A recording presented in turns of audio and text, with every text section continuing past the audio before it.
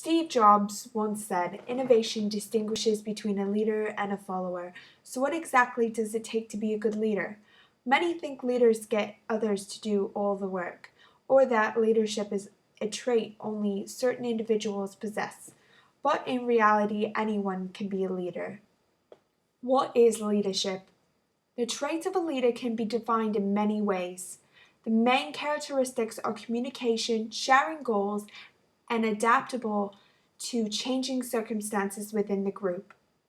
Leadership is the influence, which is the use of interpersonal power to motivate others to actively participate and communicate. Leadership is being a person who applies interpersonal influence on a group to achieve its set goals.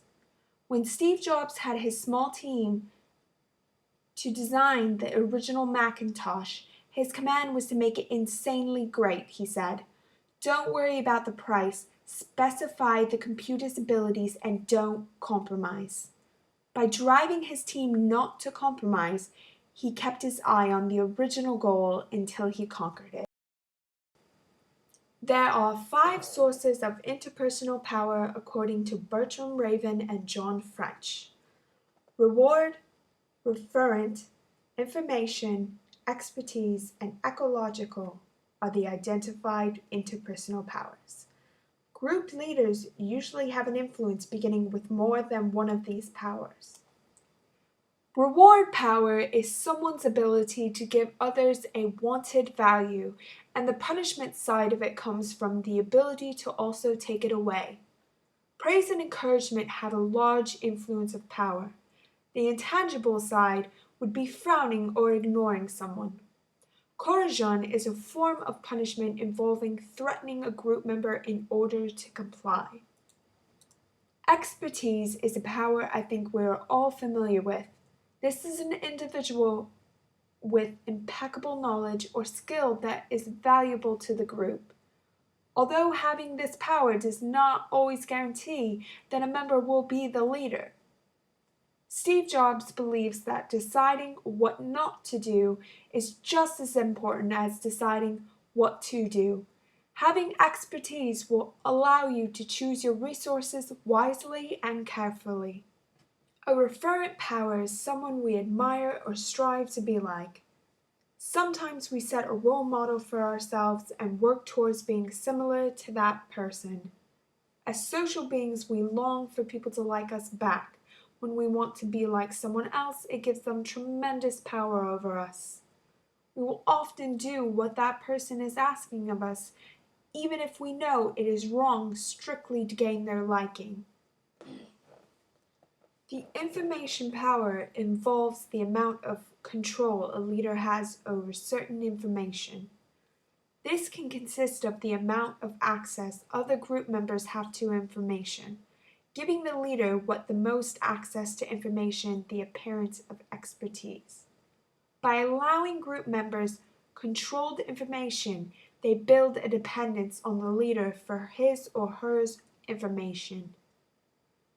The way the leader distributes the information to the members allows him the control over how they also interpret this information. The last power is the ecological power. This is the indirect influence initiating from the ability to control the organization and environment of the group. We don't always notice how our surroundings affect the outcome of our work and behavior.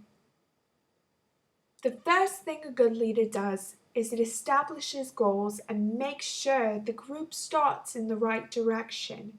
In order to have an effective group, all members must understand and support the goals of the group. Otherwise, it may be necessary for the leader to make the decision to remove them. Employees were recruited to Apple as specialists, and Jobs put them into groups according to their specific strengths and abilities. He was a strong supporter of his visions that he had and was greatly effective in communicating his ideas with his staff. Jobs mentioned, "It takes a lot of hard work to make something simple, to truly understand the underlying challenges and come up with elegant solutions." His goal was to always focus on the products as your main motivation, and the profits will follow. Secondly, leaders need to form the members into groups to guarantee an environment for conducive teamwork. The entire Pixar building was designed for the interaction of the staff. Jobs encouraged the communication because he thought that without it you would lose the innovation that derives from interaction and getting out of the office. Effective leaders monitor this behavior and make sure it's collaborative and group members can feel confident speaking out and sharing their ideas. Thirdly, group leaders always keep their goals in mind and motivate the group to work towards them. Steve Jobs stated, "People join and stay because they believe in the mission of the company, even if they aren't personally happy." That is the foundation of a powerful group. Jobs is known for his gruff mannerisms, but his innate talent for envisioning and delivering breakthrough products and his natural gift for complete focus are what made him successful. He would take his top 100 employees on a retreat each year and ask them, "What 10 things should we be doing next? We can only do 3." By maintaining a focus on 3 products, he was able to keep his goals in mind about making great products for his customers instead of creating numerous mediocre products. Despite how impatient and tough Jobs was on the people around him, he was brutally honest and drove his employees to achieve perfection. Fourthly, a good leader helps members develop their talents and build confidence within the team. Steve Jobs always challenged his teams to reach beyond what they thought was impossible. Sure, Jobs could have possibly achieved the same results by approaching his team differently, but that wasn't who he was. Those who have worked with him admitted that it led them to perform on an extraordinary level, even though working with him could be exasperating. Lastly, a good leader does not take their position for granted.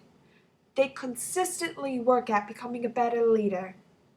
After starting the company from scratch in 1985 after going bankrupt, taught Jobs discipline and patience. Jobs' leadership style was quite complex. He was focused when he was committed to something, he was confident in taking risks, and his charismatic ways helped him bring his employees and customers along with him in his own ambitious journey. Dr. Brent Coker from the University of Melbourne's Management and Marketing faculty described him as one of the greatest business strategists of all times. Whether a person is assigned leadership or emerges from the same status and becomes a leader, how you manage your team and drive them to a goal is how you become a great leader. As Steve Jobs said, "Stay hungry, stay foolish."